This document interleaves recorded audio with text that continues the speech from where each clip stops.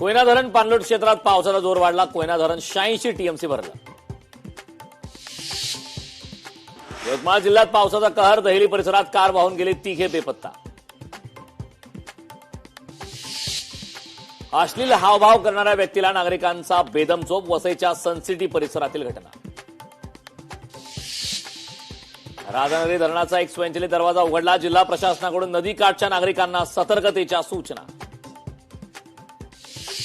अमरावतीत कोणाचाही अवैध धंदा चालू दिला जाणार नाही. भाजप आमदार प्रवीण पोटे आक्रमक. सासऱ्याने सुनेला धक्का दिल्याने मृत्यू. विरारच्या नारंगी गावातील घटना. प्राची पाटील असं मृत महिलेचं नाव. लोकशाही मराठी ऐका, पहा, जागरूक रहा.